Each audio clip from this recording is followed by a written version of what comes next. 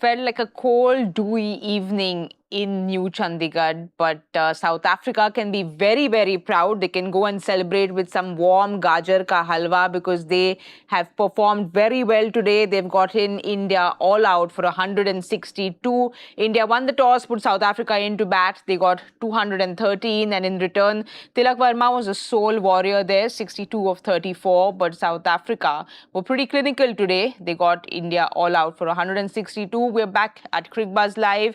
I've got Joyda and we've got a very happy Shaun Pollock because his team won. He won the prediction game. It's been a great day for him. Are you happy, Polly? Yeah, got to be happy with that. We always thought it was going to be difficult. We thought the conditions might play a part, but I thought the South African bowlers stuck to their lengths really well. I think the extras column, they were well in and above what India managed to achieve. They were much more impressive in that department, and everyone who came to the crease kind of did a job. Even George Linde, Baartman drafted in, he performed really well. So I think they'll be really happy because I didn't think it was going to be easy. I thought the ball would get dewy. It seemed to get a little bit, but not too bad. And it was just Tilak Verma really who stood tall. It was almost like Tilak Verma couldn't get on strike enough at the end, wasn't it? Once Hardik got to the crease, he kind of got starved of the strike because at that stage he was going at a 200 strike rate. He felt like if he faced more balls, he might be able to get India back into the chase. But once that race started to climb into the 20s, you knew they were done. Joyda, was it that middle phase that did it for South Africa, that 7 to 15 phase where they really got things under control? Because when we have a look at this innings progression, we see that 7 to 10 phase, the run rate for India was for South Africa was 9.25, for India was 7.50. Do you think it was that middle phase? No, to be honest with you, I think it was the first phase. It is just straight out this 3 wickets that we lost up front. I mean, if you load Abhishek Sharma, Shubman Gill and Suryakumar, the 3 of your top batters up front, then the next set of batters have to be slightly more circumspect. There's just way too many wickets we lost. So once you do that, you've actually set up for the next phase. And if you look at it, the South Africans, what I loved about it is they bowled well. They bowled wicket-taking deliveries. In Giddy's first wicket, even the first wicket that Jansen got was an absolute beauty. Abhishek Sharma is in superb form compared to the other two. I mean, Shubman has been struggling, so has the captain. But Abhishek Sharma was in fantastic form to get a ball like that. So they bowled great wicket-taking deliveries up front. They took those wickets. And once they took those wickets, they really put India under pressure. And to be honest with you, I want Polly to discuss it also. Sending Aksar out at number 3, I just couldn't get it. I just couldn't understand. It's not even right-left because Abhishek was still batting and Shubman was out. So I just didn't get why you would set a guy who's not used to batting up there where the ball is still seaming around up front. I just couldn't understand that. Well, Joyda, he's the 7th batter that has been tried at the number 3 slot in the last few years. So just like you, I think everyone is wondering why he was sent up. If it was that left and right combination, we'd understand. But like Joyda said, it was not that left-right combination. We've seen Tilak Verma has performed better up top. And then you said it almost felt like he wasn't getting strike. Okay, Suryakumar Yadav maybe wanted to come down a little lesser, but Polly, do you make sense of this? Yeah, I remember with Tilak Verma, I can't remember whether it was the IPL or whether it was for India, where he was given an opportunity to go at number 3 and he answered the call. This was in South Africa. And he did really, really well there when he was playing at 3 when India visited South Africa. Exactly, and that was I thought, okay, well, he's secured his spot now. Now they're going to back him at number 3 and give him a run. So I've been surprised that he's gone down. And then if you're going to promote someone, why not go Tilak Verma? Because he's shown that he can really do that job at that spot. I don't know if the thinking was, if we lose an early wicket, we want to still pull the trigger as much as possible. So Aksar, you go and try and swing as hard as you can. But he got 21 of 21, so he didn't really manage to do that. So there lies the surprise. But anyway, as I say, I thought Tilak Verma looked a class above. Every time he tried to play shots or try to execute, he did tonight. So he was the one who looked like he was in fine form. And at the end of the innings, you kind of think, well, if he had gone number 3 and got more balls, he could have done some more damage. But exactly that, Joyda, because there's been a lot of discussion and we saw Suryakumar Yadav come out and say that 1, 2, 3 the openers will be fixed and then 3 to 7 will be flexible. Are you a fan of this flexible batting lineup? It has worked for India in the past, but are you a fan of the strategy? I'm not a fan of the strategy, especially, we say 1, 2, and 3 has to be fixed, really, because those are the batters who are. So they haven't fixed 1, 2, and 3. Suddenly you've sent Axel Yes, up just the front. openers are fixed, he said, and then 3 to 7 will be shuffled around. I do not understand it. I do not understand it. And look, the other point is you're not going to win too many matches if you're fixed your top three batters. I mean, the way we look at it, whichever way you cut it, your top three batters are actually Abhishek, Shubman Gill, and Suryakumar Yadav. These are your top three batters you're depending on. And two of those three are not in form or have not been in form for a long, long time now. And the truth is, somebody or the other has always been rescuing India. Abhishek has rescued India many, many times. Hardik rescued India in the last match. Hardik is the one who made sure we got to a competitive total. So we've hidden these, the problem that we've had with the top order has been hidden because other people have come to form and done it. Yes. Today, unfortunately, Tilak didn't get a chance and Tilak he didn't get enough balls, he didn't get enough support. And suddenly it's been exposed that if you don't do that, if they don't consistently don't get runs, India can't consistently keep winning the way it has.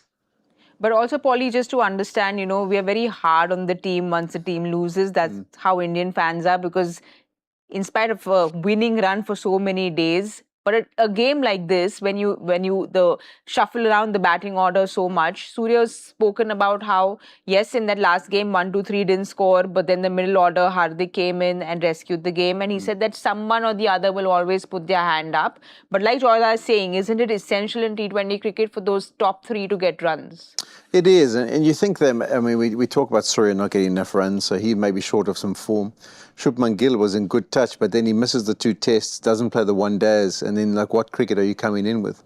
As we say, it's sometimes small things, you can get going after 5, 10 deliveries, you hit a few to the boundary and you're off and running. But for now, South Africa have to play on it. They have to try and take advantage of the fact that this top 3, besides Abhishek, aren't performing. And they need to keep the pressure on them because they will be looking around saying, what should we do? Should we change the order? Should we bat in this position? You've got to look for small advantages when you're playing these tournaments or playing a series of 5 games. And that's what South Africa will do. They've got to start talking about the fact that they're not getting runs, asking them to play big shots.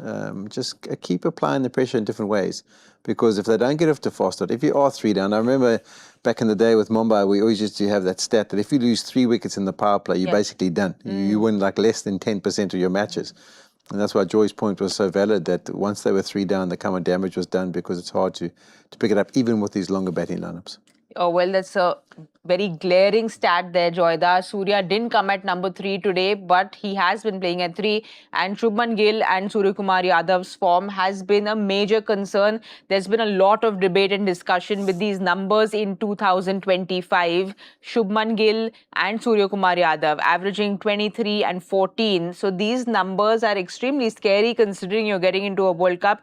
They are top-class players. We know that they can change things around with just that 1 innings, but it's not been that year for them. They really want to forget this year, move into 2026, not remembering this year at all. Look, they don't have that luxury. They have 3 more games. They better remember 2025 and they better finish well. Because I think it's really important for Indian selectors, for everyone to see those 1, 2, and 3 score runs. Abhishek has done enough for the year. I mean, Abhishek has been the one bright spot out there in the top 3.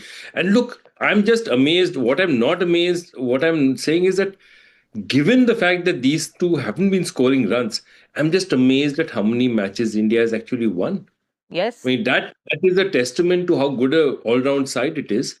And the only thing is that today they came up against a South African side, and I'm beginning to like the kind of quality this South African side has as well. I mean, everyone who walks into the South African side, Linde walked in, he was really impressive. I thought Baartman was really impressive. Everyone who's been given a chance has put up his hand and is performing. Polly, well, Surya and Gill have been given a lot of chances this year. They are captain, vice captain, so obviously they're going to stay there. They're going nowhere. But as players who have this responsibility on their shoulders, when they are on their bed thinking of how their day is gone, how their year is gone, what will they be telling themselves as a player, saying, okay, I have to make the most of the opportunities I have the next, 8 games, 8 T20Is before the World Cup? Yeah, I mean, it's a massive surprise. If you said to me 31 innings between the two of them and not one of them would get a 50. I mean, I know Sky was 47. I don't know if he was not out and he would have got on to get a 50. I mean, you could have bet anything on that. There wouldn't be one Indian fan who wouldn't have bet their whole house, their livelihood, everything on them getting at least 150, even with the opposition that they've taken on. So it comes as a surprise. I mean, the only thing I can hope from an Indian perspective is that they're saving all their runs for the important World Cup when it arrives. But no, I think that they've got to think things clearly. You know, sometimes it's just a break you need too. Sometimes you can just say, okay, well, One has had that break. It was a forced break. yeah, I mean, had that break. I wouldn't say for him because he was forced with that injury. He probably needs as much time in the middle.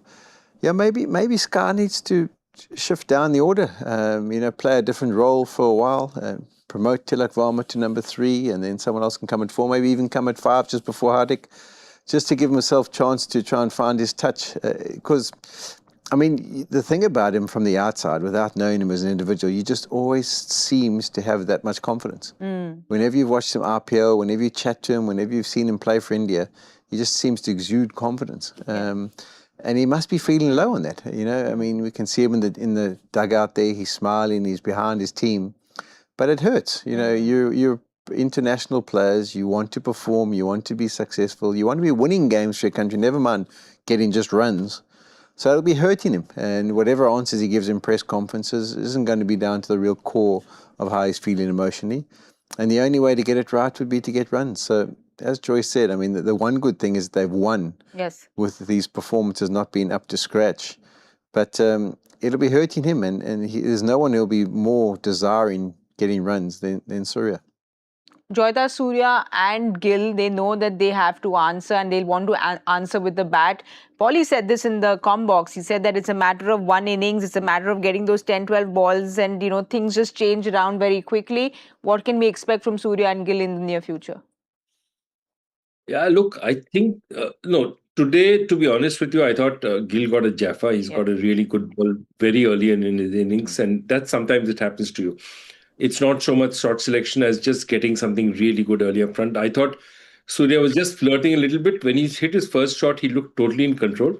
Okay, and that was a great, great sign for everyone in India because he was not stretching, he was not reaching for the ball. But after that, I thought, you know, he just had that one rush of blood in his head. I think they're not that far away from form, but they really need to, in the next 3 games, they really need to just say, let it take a few more balls. They're such good batters that at any point in the innings, they can, you know, ramp it up to 200, 220, 230. I mean, they can strike the ball both sides of the ground. They've scored 800. Gill has got 800 runs in an IPL season. Surya has been a top T20 batter for a very long time, you know. And even now, if you ask the South Africans who they're most scared of, they'll probably say Abhishek and Surya. They'll still these 2 guys. So they all have it. Just all I'm saying is, guys, if you can, I won't say that to Shubman Gill today because he just got a really good delivery. I'll tell to Shubman, I'd say, to Surya, I'd say, just give yourself the time. Give yourself 10, 12, 14 balls because you're the kind of guy who can make that up at any point in your innings. You don't need too many balls. You give yourself a little bit more time, you have that ability. And that's the only thing you can tell him. Well, Polly, credit where it's due. South Africa were very good today, especially with their bowling. India played 46 dot balls. South Africa played 45. Not too much of a difference there. With the extras, India gave 21 extras. South Africa gave 5. But when we speak about the lengths that South Africa bowled, they were bowling those good lengths, but they were getting that extra bounce. Why? Was that because of the height of the bowlers? Yeah, I think if you had to put the 2 of them together, if you look at Marco Jansen and Ngidi, they're much taller than Arshdeep and Bumrah, who aren't particularly big fellas. And there you can see the comparison. 32 deliveries. There's at 27 deliveries. Balls. 27 deliveries and they went for 32 runs. South Africa 17 deliveries went for 20. So and they got the 3 wickets. Yeah. So they were more effective. They didn't venture up as full. And even their short balls, they were quite good at getting the right height coming through with the short deliveries that they banged into the wicket. So it just was a better performance by them. I think they learned the lesson, but the control was better. I think that was the key that meant that they asked the right questions. Also, were they hitting the deck much harder than the Indian bowlers? Yeah, I mean, you looked at the game plan. It's pretty simple for Otniel Baartman. He doesn't venture up full. I think if you look at his pitch map, he's always back of a length. So Pumler's come on the most. I think he's very much simplified his game plan where he whacks the deck hard and then bowls the cutters also into the deck. Doesn't venture up. Lungi's got the variation to do the slow balls, but he's the only one who kind of ventures up nice and full. I think also the fact that they had picked up wickets meant that they could hold a certain length. If they hadn't picked up those wickets, they would have had to try more variations.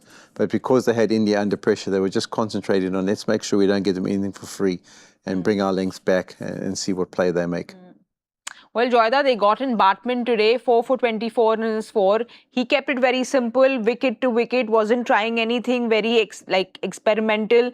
Economy of 6 in a T20 game is always wonderful. So how good was he today? No, I thought he was very good, but Baartman, I mean, this is the one problem with T20 matches. I mean, that's really his last over is really what, it changes his entire analysis. I mean, I thought Baartman was part of a very, very good South African attack, but for me, the key bowlers today were Ngidi up front. Ngidi up front was absolutely fantastic, and Jansen. Jansen's 2 wickets really set the tone. That Abhishek dismissal of Jansen, I mean, that ball was really one of the crucial balls of the match, because Abhishek looked the one batter who, you were scared of up front. He could get you 70, 80 in the first 6 and take it away from you. And I think what's happened after that is all the rest of them. I mean, Baartman just slotted in, did really well. I was really impressed by George Linde. He was much more difficult to hit than Maharaj. That the extra pace that he has in the ball was really this thing. And, Polly was talking about him as somebody who's a prospect. He's a definite prospect again, and I'd be very interested to see him not just in these matches but also in the IPL, because I think he'll be a fantastic performer. It's interesting to know Jansen, what he's done with a ball is he's got such big long fingers. I mean, he's such a big individual. He used to hold the ball quite much on the tips, and I was chatting to him in the Test series and saying, like, what difference have you done? And he's pushed it a bit deeper, and what he means is that he feels like he gets more fingers on it, so he gets more revs on it. Because in all honesty, I mean, he's always got bounce. He's always had the ability to shape it, but his control has been a bit iffy, if you were brutally honest. Even in the IPL, you've seen him bowl certain spells. But his control in this one-day series and in this T20 series and the Test series has been good. And it's all just been to an adjustment of a wrist position to make sure that he's got it a little bit deeper, a little bit more secure in the fingers, and being able to get that revs from it through it. So credit to him. I think that's what you have to do. As you go along, you learn as you go through the journey. And he's found something that's comfortable for him, and it's reaping rewards. Well, he has been growing leaps and bounds, because we've seen how... We don't want him to grow anymore. He's tall enough. Well, the bounce will be even tougher if he grows some more, but it's just been incredible how much he's grown as a cricketer. George Linde is someone you've really rated highly. We saw him today, very impressive. Tilak was trying to reverse sweep him. He was coming across the wicket. But again, bowling very tight, similar to what Aksar was doing, darting it in, bowling quick through the air. How impressive was he? Yeah, I liked what I saw. It wouldn't have been easy for him, maybe a little bit jury, but I think the key to him is he's also a tall individual. He's like maybe taller than me, and when you're that tall, you don't have to throw the ball up in the T20 format. You can kind of dart it and you get the bounce, and you can bowl with good control because you're not relying on the flight. He can mix it up, and when new batters comes in, he slows it up. But in general, he's wicket to wicket, he gets nice and tight and he gets that bounce. You saw Hardik looking to trying to want to hit him down the ground. He doesn't often overpitch. If anything, you can probably pull him more than hit him straight down the ground. And it's a good skill to be able to hold that length. And as I say, he's done really well. He probably hasn't got that many opportunities because there's been other guys in front of him. But yeah, I wouldn't be surprised. I mean, there's a couple of days away in that auction. If he gets nabbed by someone, I wouldn't be surprised. Joyda, everyone will be looking with their eyes wide at George Linde in that auction because of how he's performed and how big names like Shaun, Pollock have always rated him very highly.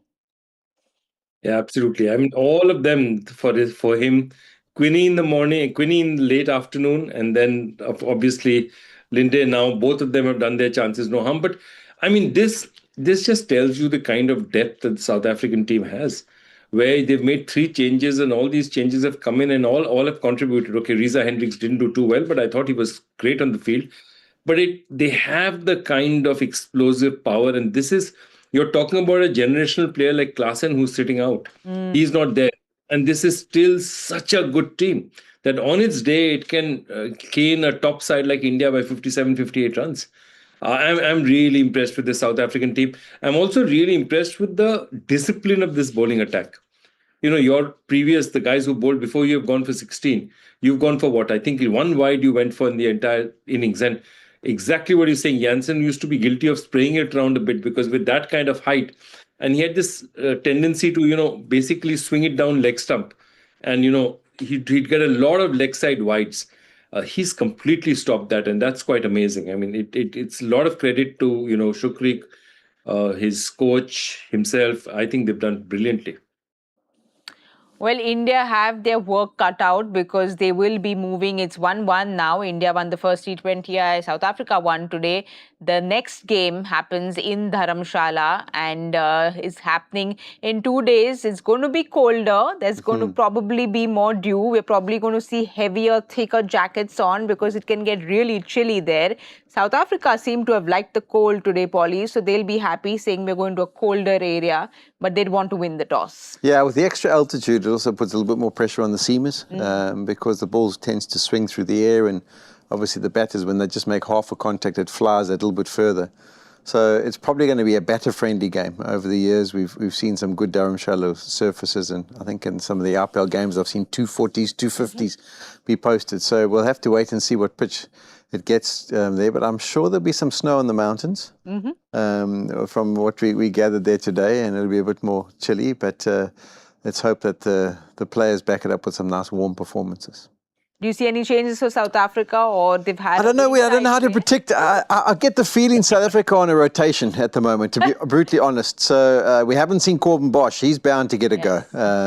Maybe he gets a go in place of Sapamla's played 2 in a row now. I think the thought of Nortje, I think they want to give him 1 on, 1 off, give him a chance just to recover that body. So I think you might see Corbin Bosch come in place. Maybe Lungi Ngidi gets a rest. And I think Nortje will play. I don't think they'll fiddle. Maybe they'll go back to Stubbs. I don't know. Maybe he's been told he's also going to play 1, 3 and 5. But I think they're prepared to rotate. And if they're going to rotate and win like they did, then I'm happy with that. Well, Joyda, South Africa will go home very happy and take that flight to Dharamshala very happily today. And you see any changes for them? Because like Polly is saying, they want to rotate their team around. But if they won today, do you see any changes for South Africa? I actually do. They're exactly the same as Polly said. I think they're trying him out, and I think they just don't want to, the workload of Nortje is something that they're just aware of. And I think they're just trying to control that. To drop, the player of the quality of Stubbs, to drop him is just, I cannot understand it after one. So it must be a rotation policy. They must have spoken to him and said, you'll get your chance again soon. We're just trying out everybody. There can't be any other reason, because this is a very, very good side. And I think, as I said, whatever the point is, even though they've made replacements which have got them from a 100-run loss to a 50-run victory, they still could be changing, because this is a World Cup year and it's 2 months before, so they might be looking just to see that they've tried out all options before the tournament. And Joyda, any knee-jerk reactions for India after this loss? Because India have not managed to chase down 210-plus scores in T20Is, which sounds a little concerning, because we know that they can be high-scoring games. You see any changes for India coming into the next game? I actually don't, though I'd like to. I'd really, really like to see, to be honest with you, I'd really like to see Sanju Samson up the order. And I'd really like to see him given an opportunity, but I don't think they're going to mess with him. See, the only other change, the way they're set up, the only other change that they can make is Kuldeep for Arshdeep, because that's the way India plays right now. That you replace somebody like a Kuldeep, you're going to play only three guys you're going to play who are not top level batters. So it's always going to be Bumrah, it's always going to be Varun Chakravarti. The third guy is the one they have to decide on. Well, that will be quite a statement, because Sanju Samson, the only way he can come in is if he comes in place of Shubman Gill. So it's a knee-jerk reaction, but there are a whole lot of Sanju Samson fans who want to see him get a place in that 11. Polly, do you see him finding a place in that 11 at all? I don't think they'll do it now. I think it would be, as you said, be making too much of a statement. They didn't change when they won. I think you've got to do the same thing. You don't change when you lose. One more game. Yes. And then we'd maybe look to change after that. I would be very surprised. Maybe Harshit Rana, gives a run. Arshdeep played a lot of the one-days, and so he might get a place in place of him, because that ball does move around. I've seen Arshdeep bowl some good spells in Dharamshala, so I would also be surprised if it did happen. But that might be a little bit of thinking, just to change up the fasty. All right, then your players to watch out for, Joyda. Yeah, interesting he said that, because I think that's the point again, that Arshdeep, I mean, this is a home ground. He knows Dharamshala better than most bowlers. So, I'd be looking for Arshdeep to actually bounce back and have a good performance for them. And I think, again, up front out here, I think Markram has proved his usefulness, but I don't think he quite got going. He'd like to have one better innings under his belt. And Markram's, abilities were disguised because, Deacock just had such a fantastic start that all the rest looked okay. But I think Markram would like to have one nice big knock. So Arshdeep and Markram for me. I'm going to go the two Indians who's struggling with the bat. I'm looking forward to see what character we can see from, what performances we can see for them. And I think Nokia will be back for South Africa. So I'm looking to see if he can create some fire. I was really impressed by the way he went in the first one. Bowled with good speed, bowled with good lengths. And I'd like to see him back and see what damage he can do. Well, Nokia was back and he was back firing because he looked very good in that first game, 145 plus 147. But who I'm very excited to watch, who's coming back on the 16th, are three people who are constantly firing when they are in this Cricbuzz studio because they are funny, they have lots of food together, and they have a lot of banter together. We're talking about none other than Gaurav Kapoor, Joy Bhattacharya and Harsha Bhogle, who will be doing the IPL 2026 Auction Special on the 16th of December. I have my date marked. I'm sure all you Cricbuzz and cricket fans won't want to miss this for anything. Joyda, you can't miss it because you have to be a part of it. You're the integral trio of it and we're really looking forward to it. And I hope all of you all join in on the 16th. Of course, we have a game before that, but I just want to remind you all, mark that date on your calendar. You don't want to miss out. Polly, we didn't do very well answering his question. No. I don't know where he's going with this one. I mean, how do you connect those two players? Again, won again. The what? We just won. You won again, one run away from... Yeah, that part, that's easy. That's easy to predict. It's your question that's hard to get. But we can give him a round of applause for the prediction game. Well done, Polly. Now it's 2 in a row for you. Unfortunately, you'll have to make your own prediction table here because we don't have it for this. No, I noticed. Bilateral they're not putting it up for me. I noticed. And Karthik is not there to insist on it. Joyda, should we have a look at your question? Because we have no idea what the answer is. Yeah, where were you going with this, Joyda? Let's have a look at the Joy Factor question of the day. Well, this was something where history, basically a bowler created history in that last match. It's basically this Dimut Karunaratne is Bumrah's 100th ODI wicket. Ollie Pope is Bumrah's 100th Test wicket, and Devil Brevis was Bumrah's 100th T20 wicket. That's it. This makes a lot of sense. We should have given this more thought, but there are lots of people who did give it lots of thought and got it very easily. Let's have a look at who won the Joy Factor question today. Shaurya Pandey's name has been seen quite often, Joyda, I think. Well done, Shaurya. Well done, Shaurya. And I saw it on Twitter. He came on right up front and he got it. There were a few others also after him, but I think he was the first off the bat. Well done, Shaurya, because we've seen your name, so we know you're one of those pros who always gets this answer correct. So congratulations on that one. Joyda, we've really missed you today in the studio. Polly was all alone on that chair on that side. So we hope to see you back in the studio soon. But thank you very much. And thanks for wearing the blue jacket. And listen, I just want to give you one more point before you go away. South Africa is still unbeaten on that ground. All right, Joyda, you know what you need to do in the next game. You need to be in that green and golden, which got us home in that last game. So he has his job. No, we're not going to show him in the next production. We're going to keep him off screen. Still wear those lucky colors. And no, we won't see. Well, hopefully we will see some luck because Harsha joins us for the next game. So it's going to be Harsha and you. Joyda, we will see you very soon. Thank you so much. Thank you very much, Polly. We will see you very soon as well. In the cold of Dharamshala, we can sit in jackets here in Mumbai because Mumbai's temperatures have dipped a little bit, nowhere close to Dharamshala, but we can celebrate the cold here and we'll get you some of that gajar ka halwa to eat as well. So thank you so much for today. Thank you so much to everyone who joined. We will be back day after tomorrow, so do see us there. Good night and goodbye.